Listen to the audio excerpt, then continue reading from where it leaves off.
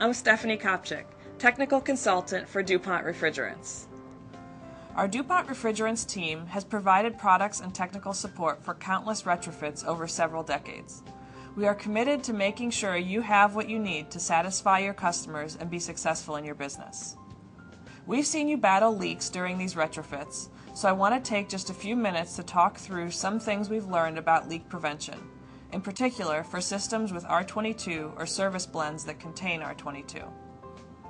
If you've seen our guidelines for converting R22 systems to Iceon MO99, the leading retrofit refrigerant in the market today, you might have noticed that one of the most important steps you can take to prevent leaks is to replace what we call critical elastomeric seals. In working with you in the field, we've heard a lot of questions about this step.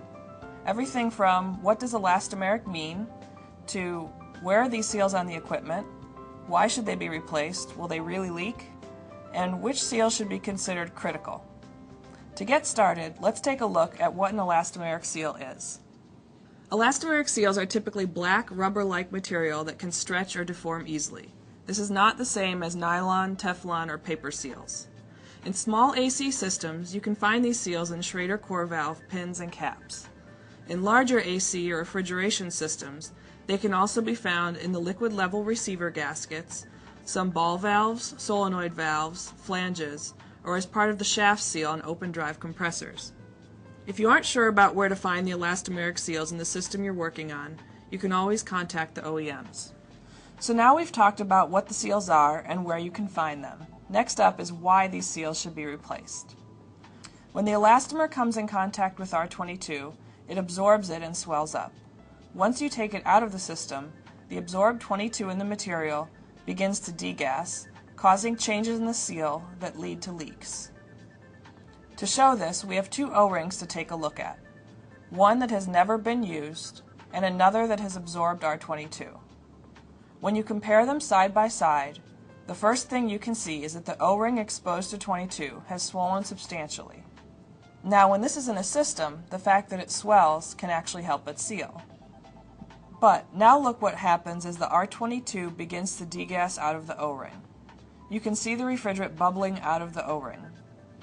This seal has been clearly compromised and will continue to shrink over time as the 22 keeps degassing. Any retrofit refrigerant that you put in the system afterwards will not bring this O-ring back to its original size or properties, and you will find that you'll have a good chance of getting a leak if you don't replace it. Now that you've seen why replacing elastomeric seals during a retrofit is key to preventing leaks, I want to answer the final question we typically hear. Which elastomeric seals do we consider to be critical? Seals that we call critical are ones that if they do leak, they are in a spot that cannot be isolated and will require a complete removal of the refrigerant charge in order to fix it. Typically, seals on the high pressure side are more critical than the low pressure side. When you replace the seal, you do not need to use a different type of material. You can use the same material, just use a new O-ring that has not absorbed 22. If you follow these guidelines, combined with thorough leak checks before and after your retrofit, you will reduce the chance of leaks when converting old 22 systems. To wrap up, I hope this brief video has helped answer some questions that you might have had about retrofits and leak prevention. You can check out our other refrigerant training videos on YouTube, find additional information on our website at refrigerants.dupont.com, and follow us on Twitter at DuPontRefrig. If you have additional questions or comments, please feel free to call us directly, contact your local DuPont wholesaler, or submit a question online through our website. Thank you, and have a great day.